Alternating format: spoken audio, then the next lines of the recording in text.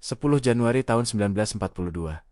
Langit di atas Pulau Tarakan masih diselimuti kabut minyak yang berat, seperti selimut tebal dari asap mentah yang tak mau hilang. Udara pagi itu terasa lengket, berbau garam laut bercampur minyak mentah, aroma yang sudah menjadi bagian dari kehidupan di pulau penghasil emas hitam itu. Namun, bagi ribuan penduduk dan pasukan Belanda yang berjaga di sini, hari itu akan menjadi mimpi buruk yang tak terlupakan. Di Dermaga Selatan, seorang pria tua bernama Ahmad Saleh, warga asli Tarakan, yang bekerja sebagai buruh di instalasi minyak, BPM, Batavse, Petroleum, Mahatskapi, berdiri, mematung. Dari kehauan ia melihat garis tipis di cakrawala, bintik-bintik gelap yang perlahan membesar, membentuk bayangan kapal perang yang bergerak cepat. Ia menyipitkan mata, mencoba memastikan.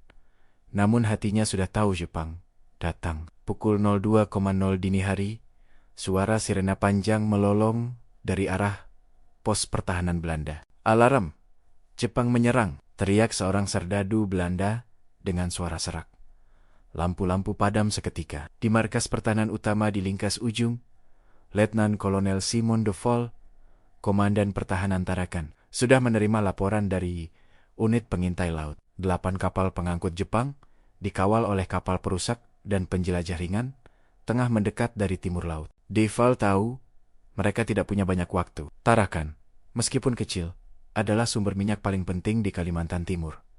Dan tanpa minyak, mesin perang Belanda dan sekutu lumpuh. Ia segera memerintahkan penghancuran fasilitas minyak agar tidak jatuh ke tangan Jepang. Bakar sumur, ledakan tangki, perintahnya lantang. Dentuman pertama terdengar 15 menit kemudian. Api menyala tinggi di kilang minyak Pamusian, menjilat langit gelap dan menyalakan malam seperti neraka terbuka. Di sisi lain pulau, Ahmad Saleh berlari menuju rumahnya, menarik tangan istrinya, Siti, dan anaknya yang masih kecil. Ia tahu, tak ada tempat aman. Cepat ke hutan!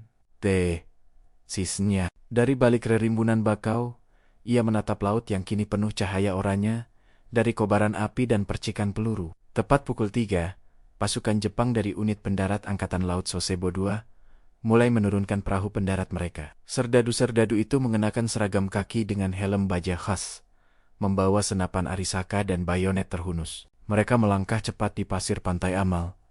Diterangi nyala api dari fasilitas minyak yang terbakar. Suara tembakan senapan mesin Kenile Koninklijk Nederlands Indies Leger mulai terdengar. Dari atas bukit kecil, pasukan Belanda mencoba menahan gelombang pertama.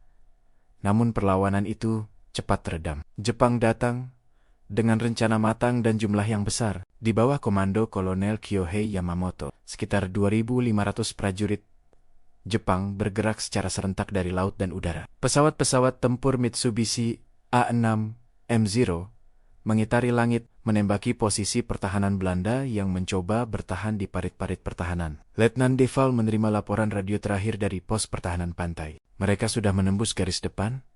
Ia menatap peta Tarakan di mejanya. Tahu bahwa kekuatan mereka tidak sebanding. Hanya sekitar 1.300 serdadu Belanda, termasuk pasukan lokal Indonesia, melawan pasukan Jepang yang jauh lebih lengkap dan berpengalaman. Namun ia tetap memilih bertahan. Kita akan lawan sampai peluru terakhir, katanya tenang, sebelum mengenakan helm baja dan keluar dari markas. Di hutan dekat Lingkas, Ahmad dan keluarganya berjongkok di balik batang pohon besar. Dari kehauan ia mendengar suara jeritan, ledakan granat, dan gemuruh tembakan mesin. Tanah bergetar, udara berbau mesiu. Lalu, sesuatu yang tak pernah ia lupakan terjadi. Dari langit jatuh selembar selebaran kecil bertuliskan aksara Jepang dan sedikit bahasa Melayu. Serahkan diri, dan kalian akan selamat. Lawan, dan kalian akan binasa. Ahmad menggenggam selebaran itu erat, sementara api dari kilang minyak terus membakar malam. Di kejauhan, ia melihat siluet kapal Jepang mendekat semakin banyak. Tarakan telah menjadi lautan api, dan perang kini benar-benar tiba di depan matanya. Dini hari berganti pagi, tetapi matahari nyaris tak terlihat di atas Tarakan. Asap hitam dari sumur minyak yang terbakar menutupi langit, menebarkan aroma pekat seperti oli dan besi panas. Seluruh pulau bergetar oleh dentuman artileri. Api menelan ladang minyak. Sementara, di sisi barat Tarakan, pertempuran darat berlangsung sengit. Letnan Kolonel Simon de Vol berdiri di belakang parit pertahanan di Lingkas. Suaranya parau karena berteriak memberi perintah. Tahan posisi.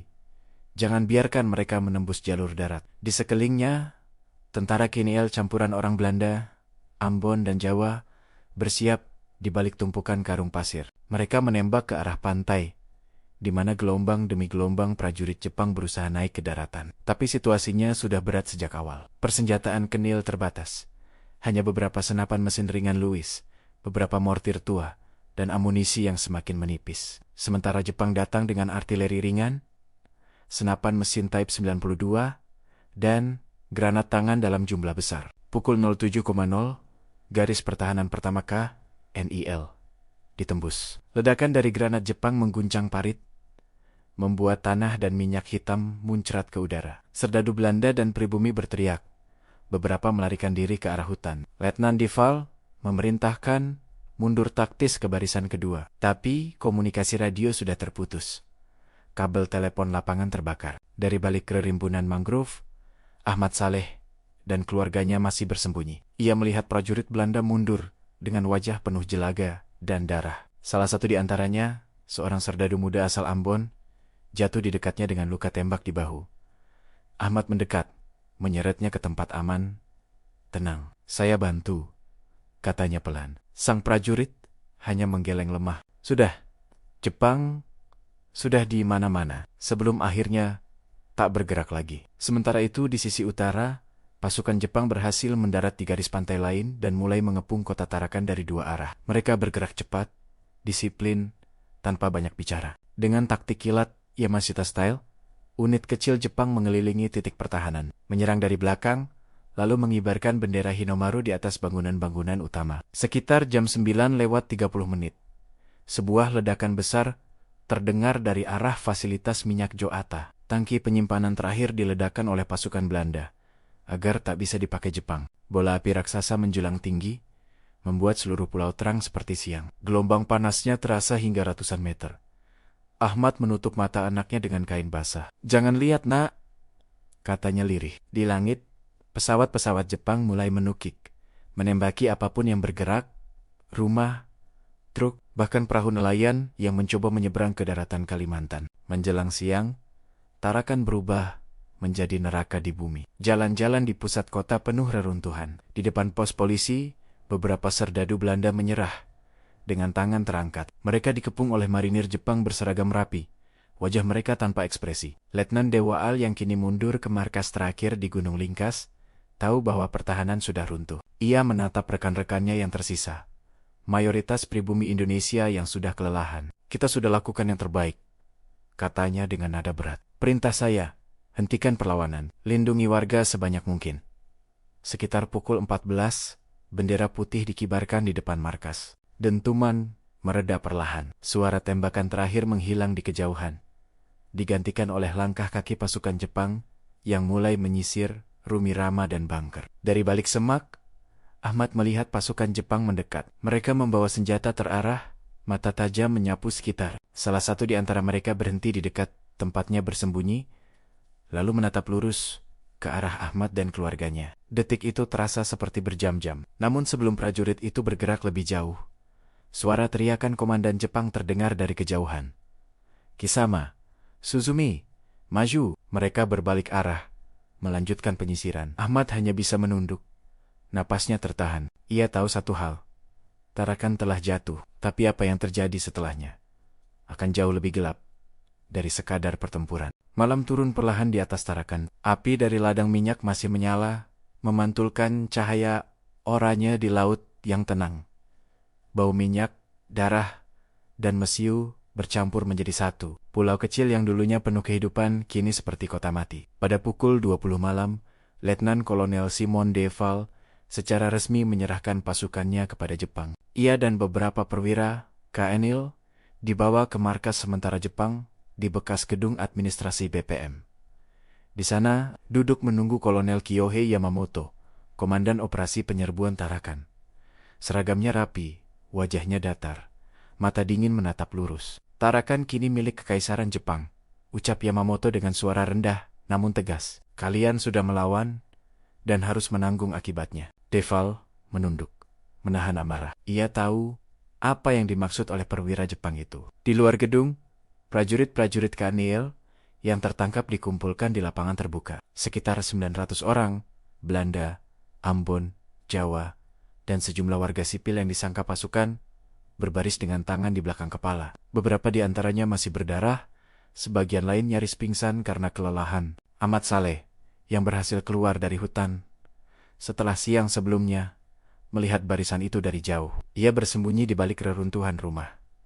Ya Allah, bisiknya pelan. Dari tempatnya berdiri, ia bisa melihat sorot lampu senter Jepang yang menyapu wajah-wajah tahanan itu. Keesokan harinya, 11 Januari tahun 1942, Kolonel Yamamoto memerintahkan pengumpulan seluruh tawanan ke pantai timur, di dekat Gunung Lingkas. Jepang menuduh pasukan Kanisle melakukan sabotase besar-besaran dengan menghancurkan sumur minyak sebelum menyerah. Tindakan yang dianggap penghinaan terhadap kaisar. Dalam logika perang Jepang, itu berarti balas dendam. Semua yang terlibat sabotase harus dihukum mati. Begitu bunyi perintah tertulis dari Yamamoto, sekitar pukul 10 pagi, 215 tawanan, mayoritas perwira dan teknisi minyak Belanda, digiring ke sebuah area terbuka di dekat tebing kecil. Di sana, mereka dipaksa menggali lubang besar di tanah berpasir. Suara sekop dan napas berat terdengar di antara desir angin laut. Beberapa serdadu Jepang menyalakan rokok, menunggu dengan wajah dingin. Letnan Deval berada di antara mereka. Ia menatap ke arah laut, ke kapal-kapal Jepang yang berlabuh, ke langit yang mulai cerah. Mungkin, dalam pikirannya, ia sudah tahu apa yang akan terjadi.